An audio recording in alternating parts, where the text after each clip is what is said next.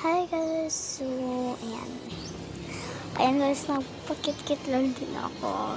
Wala talaga akong friends guys kasi umalis ng mga friends ko. Ayan, so yung mga ate.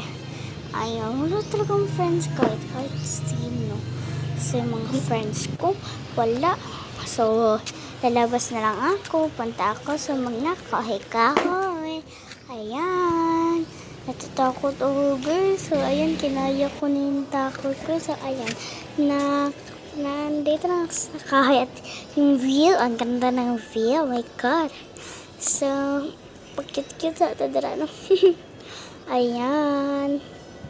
Oh, ganda talaga dito sa amin. Pero, yan yung view guys sa amin. Mga hugaw guys. So, at hala, nahugaw yung kamay ko. Oh my God. So, maghuhugas muna ko ng hand. Ayan.